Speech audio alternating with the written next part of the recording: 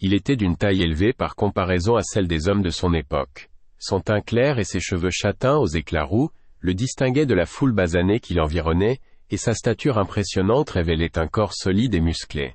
De ses yeux s'écoulait une étrange douceur qui vous pénétrait pour devenir à l'intérieur de votre être un dard brûlant. Plutôt fuir qu'affronter cette tendresse. Elle était l'hameçon lancé dans vos brumes profondes qui hissaient au grand jour toute votre misère, votre servitude et votre errance liée à la condition humaine. Elle faisait tressaillir le cœur et en retour vous ne pouviez que partir ou pleurer. Et beaucoup parmi ceux qui l'approchaient pleuraient sans savoir pourquoi, simplement parce qu'ils avaient pris conscience de leur conscience. Si son cœur était plus suave que le miel, ses paroles pouvaient devenir un glaive. Sa vivacité et la fougue de son verbe contrastaient avec la paisible clarté de son regard. Quand il souriait, ce n'était pas l'expression mièvre que les siècles se plurent à lui accorder.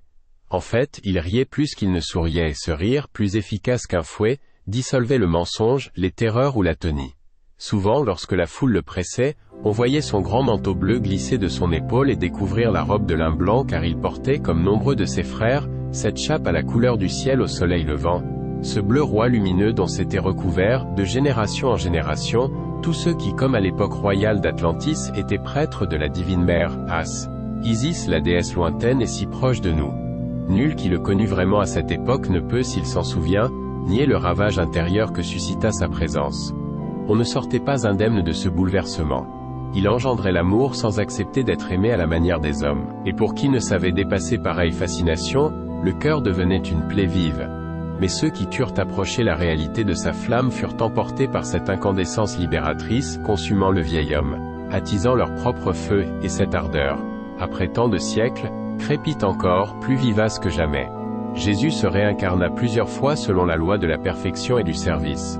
Aujourd'hui, avec un autre corps et un autre nom, il est encore incarné, au milieu de nous.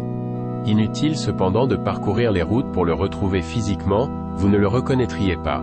Mais si, dans l'antre de votre cœur, au plus profond de votre souffrance, vous pensez à lui, cette simple pensée résonnera comme un cri et il ne manquera pas d'y répondre.